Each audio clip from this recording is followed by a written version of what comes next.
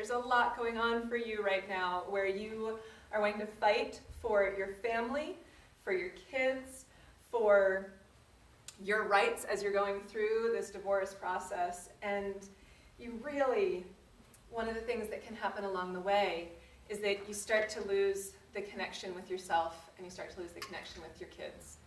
And you really want your children to be happy and safe and well-adjusted and getting good grades and feeling successful in their lives. And how many of you are worried that this process you're going through as your marriage is ending is going to have a hard impact on your kids?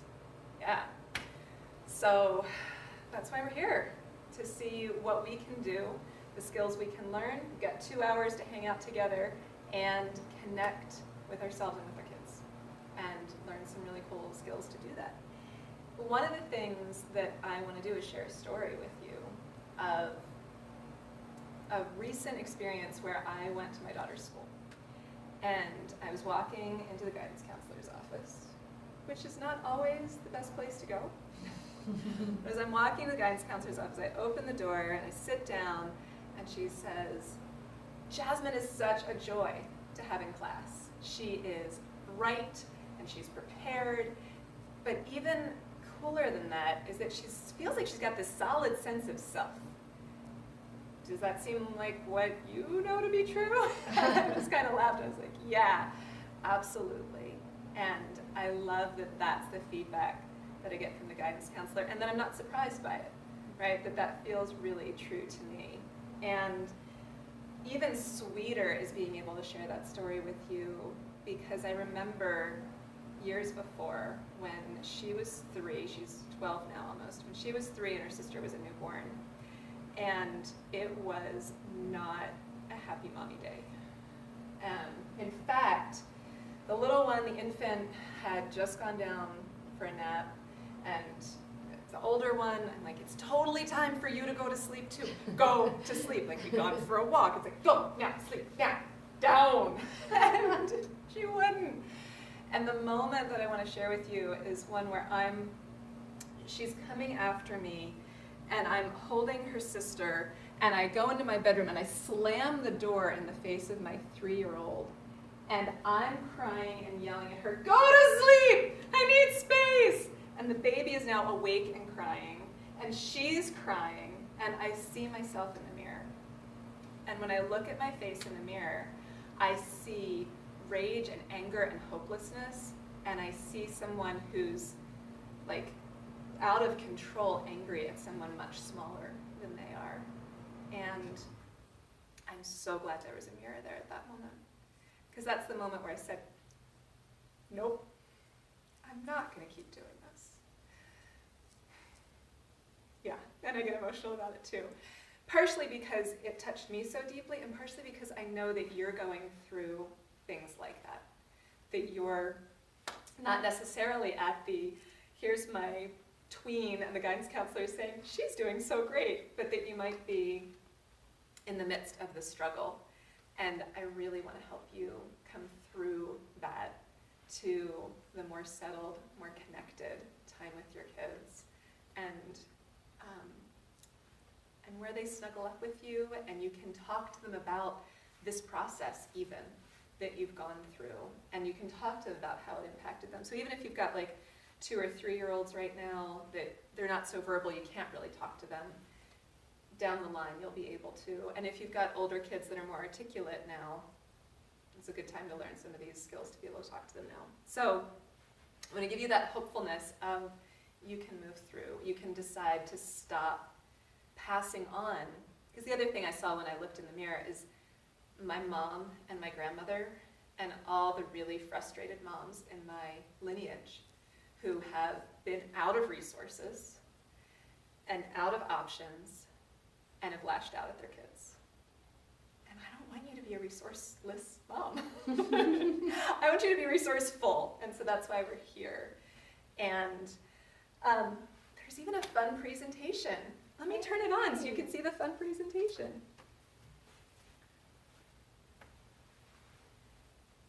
It'll connect pretty quickly. And you can let me know how it is, like whether you can see well enough from here. But yes, so you are in this workshop of TLC, the 3 keys to protecting and connecting with your child. And it's hosted by me, Cassandra Brown, and by Jess Knoll of Top Organizing. Hello everyone. Thanks so much for being here. We're really excited to be able to host this and just be able to, like Cassandra said, give you some resources to help you through that struggle, because I, unfortunately, was the little kid getting yelled at. And while I may not be a divorced parent, I have been the step-parent who is no longer the step-parent, who is still in the children's lives. I've been the child that has been through 3 divorces, both parents twice now, with each other and other people. So it's very near and dear to my heart to be able to help people with those resources through this struggle, because it's a struggle for everyone involved. And I think that's the one thing that we have to keep in mind is, you know, as parents, our kids, whether they look like it or not, are struggling too. And so sometimes it's hard to forget that when they're playing and they're causing trouble for us. It feels like, oh, maybe they're just trying to make our life harder, but it's because they're hurting inside too. Yeah, thank you. So that's going to come into one of the tools in TLC is the listening, and what you just said there is learning how to listen to our kids for their feelings and needs. So you just kind of jumped us ahead in the presentation. I'll rewind a little bit back to where we are. And one of the things I just want to start off with is a woman I was recently talking to and sharing this work with, and she said, I would rather go through cancer than divorce. She's gone through cancer twice, and she's gone through divorce once. And she's amazing and she's powerful. As I'm sharing these tools with her, she also said to me, I wish my mom had had these tools. She's like, I so wish you were there for my mom, because my parents didn't get divorced, but my mom was always in so much stress. She's like, I realized I had a beautiful, awesome woman as a mom, but I didn't realize that until she was on her deathbed. And all of us, like, that goes, to our hearts, because we don't want to be there with our moms or have our kids there with us. You are beautiful, awesome women, and I want your kids to know that. So let's dive into part of why we're here. So what children are afraid of and what they're going through. This is part of the struggle that Jess mentioned. Research shows that children are really afraid they're going to have to choose between their parents. And in some divorces, that's really what happens. There's the pooling. There's like, well, who do you want to be with? And the parents try to like bribe their kids into wanting me. I'm guessing that that's not what's going on for all of you, but there could be some of that, right? We want our kids to be where we think they're going to be most cared for, and usually that's with us. And so sometimes we pull on them. But the kids are really afraid they're going to have to choose one parent over another, and they're going to lose a parent. And they're also afraid that they're not going to be safe or loved. Like this, you are the foundation of their world. And when you are shaking that up, it's really like on a core level inside of them destabilizing. And so then there can be all these like vague fears, like they were never really afraid of spiders, but now they are, or they won't turn off the light, or they can't go somewhere without their stuffy. It's all related to that, my world is destabilizing. So just knowing that that's totally normal, and your kids are not freaks, and neither are you. But also knowing that children take it personally. They are not able to discern that it's not their fault that you're getting divorced. You're God for them. You know, whatever your belief in spirituality is, you are the creator of the universe for your children. And really you are. I mean, you came together and created them. But yet in sort of a bigger philosophical sense, they pattern all of what they are off of you. And so if you're having struggles and you're upset and you're angry and you snap at them sometimes, or if you snap at even if you're not snapping, right? They take it personally. What's wrong with me? I did something wrong. I'm unlovable. I'm unworthy. These are the messages that your children so easily take away from the struggles that you're going through. And who would like their children to take a different message away? Absolutely. And the thing is it's you as well, because when you were a kid, you patterned these messages from your own parents. And so it's really easy for you to take it personally. What's wrong with me? I'm not a good parent. I'm not worthy. And that's not true either. So that's also part of what you can get through being resourced and having the chance to work with me or someone else that can really support you through this process and not feeling all alone and doing it on your own. You can get that reflection that there isn't anything wrong with you and you are awesome just as you are. Wouldn't it be great if your kids had that message too? Uh-huh. So TLC, that's what you're here for. So what the heck is TLC? TLC is time. It's just showing up, right? It's as complicated and as simple as that. It's listening, like a detective, listening for feelings and needs. Listening and speaking are skills that you can totally learn. We're going to go over some of those skills tonight. And compassion, which I like to define as love and trust in action. Yeah. So let's go into time. Time, it's showing up. It's, if possible, being present while you show up. So bringing not just your body, but your mind and your heart to show up. And, you know, it definitely means putting this thing down and closing this thing and turning off the TV. Fun activities, right? Things to do. Kids love to play. The way they want to spend time with you is they want to play. That's how kids connect, that's how they process, that's how they make sense of their world, is they want to play. So it's harder than it sounds to show up and play with your kids, which is, again, you having the resources, you having the support under you that lets you play. But let's do a thing about time and showing up. And it's an exercise. This is a string exercise. I didn't bring strings today. I brought bungee cords because they're kind of fun. Will you demo with me?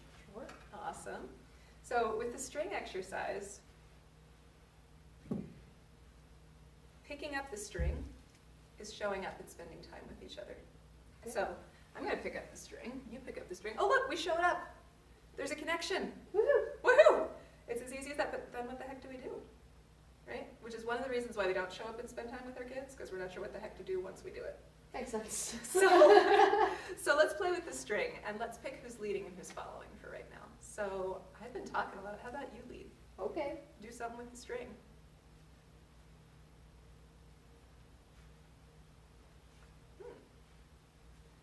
All right. So I start anticipating, and I think she's going to go this way, right? And also, if I'm watching, it's easier. If I start leading and I just like, whoa, you know, you might come along. But part of what we can do with the string exercise is just play with, like, if I go like this and it's totally limp, like, you don't really know what to do. It's just a little irritating, right? Yeah, You're just kind of getting a little wiggled on or something. Okay.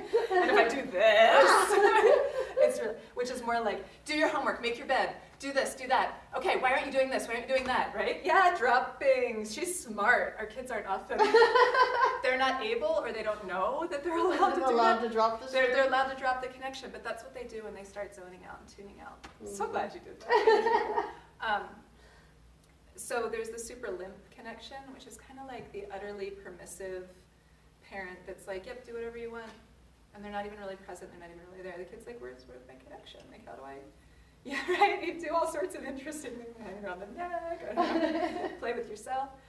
And then there's the like super over-involved authoritarian, do this, do that, do this, do that, which makes the kid want to just drop it as well. For sure. And so connection, silly as this analogy is just like keeping a little dynamic tension there, knowing where each other, you can start to like, oh, like we make eye contact, it makes sense. And we can even talk about it, be like, hey, you want to go this way? Okay. Yeah, we can walk this way together. Can we go back that way? Yeah, let's go back that way. That sounds fun. Yeah. Maybe a little higher. All right, we can do it up higher, we can do it down, we can start to play with it. You can do things, you can get playful. But it's a lot easier when you've actually both shown up Yeah. And there's some connection there, which is why this whole workshop's about connection. Thank you very much for playing with the You're string. Listening. I love listening. I teach whole workshops on listening. So we're just going to do a couple of highlights. As I was thinking about this and what would be fun for you, except we would have paused and let people share if there was anything about the string exercise. So I'm like, wow, I'm just running right through these things. So with listening. Wait, start over again so you can easily edit that out. Thank you so much. So then we're on to listening. And with listening, there are so many things that we could talk about. We could teach whole workshops on just listening. People have written whole books on just how to listen and how not to listen. But for this tonight, we're going to go over two things. One is listening like a detective, which is like listening beneath the surface words for feelings and for needs. Mm-hmm. So when your kids come in, they come home from school, slam the door, and you're like, hey, how was your day? And they're like, it's fine, and they stomp off. There are a couple of different things. If I'm feeling like super low on my resources, I tend to take it personally. I'm like, but I missed you today, and I love you, and why don't you love me? Right? So there's the taking it personally, which is like pitfall number one. Don't take what your kids say personally. And that requires you to like have on your like listening ears that are the ones that are about curiosity around feelings and needs. For any of you that have done nonviolent communication, this is familiar from that, right? He talks about listening with your giraffe ears on. Giraffes are very kind and they're very gentle. Oh. And so you listen with your kind and your gentle, assuming good intent, right? That's my favorite like little phrase, assuming good intent. And another thing to think of is, it's a quote from I don't remember where, that says, if I say something and you could take it two ways, and one way is it hurts your feelings, and the other way is you hear me saying, I love you, take it the second way, because I mean I love you, right? Your kids, that's just a fantastic way to listen to them. If you could take it as, I hate you, I don't love you, leave me alone, or you could take it as, I love you, and I'm not sure how to say that, and I'm not sure how to get that, take it the second way, listen that way, and then be curious. How are they feeling? What do they need? This is also like taking time to play with your kids. It's easy to say, it's fun to do if you're feeling pretty abundant and feeling pretty spacious. So getting the support that you need to feel abundant and spacious is going to allow you to share this with your kids. And then the other piece of this, sorry, I could check that one out. The other piece of this is responding with I statements about your own feelings and your own needs and your own observations. And it can just be as simple as, when you said, I felt, or when you said, I heard. So when you said, leave me alone, I don't want to talk about it, I heard, you don't love me and I've done something wrong and you want to shut me out. Right? I might say that with my older child, or I might say that with a good friend that I've developed enough rapport with that we know each other. It's probably not what I'm going to like hand out to my 5-year-old or my 8-year-old or somebody who I don't know very well. But being honest about what's going on for you and being vulnerable opens up the space for your children to also step in and get vulnerable. So with listening, the other thing I want to talk about is how not to listen. Because it's so easy to listen this way as parents. And two of the things that we do that drive our kids crazy, and that also drive us crazy when people listen to us this way, we try to fix it, and we sort of talk over it, or miss it, or make it about ourselves. So, Jess, will you come up and demo with me? Sure. Thanks. So let's play the. Do you want to talk or listen? So do you want to be the one who's doing the like? I'll talk, sure. Great. I'm going to listen poorly, so you can all laugh at me about how I'm. So tell me something about something that didn't go so well. I am having a big trouble at work with everybody not being on the same page. So you're having a, like, what do you need to get done? Have you shown up? Are you like coming to work on time? I'm there, I'm doing everything I can be and talking to people, but just nobody is really on the same page. Well, you know, Jess, you do that thing where you kind of like show up late and where like you tell people what they're supposed to do and they don't like that. I'm just totally making this up, by the way. And you get really bossy and people don't like that. So why don't you try showing up and being, you know, kind of like a little mellower and a little kinder to your coworkers? Well, I appreciate that statement and that's how you see things, but I don't think that's the problem that I'm dealing with right now. It's definitely a lot more of just a mindset thing of... Were you hungry? You know, when you haven't eaten often enough, you really can get, like, you get kind of negative or a little depressed or something like that. So try taking snacks to work. I think that'll really help. Thanks, you totally are on point. Hangry does exist in my life. I appreciate that observation. Yes. I'll notice that Jess is responding to my talking over her much better than the average, like, 10-year-old would.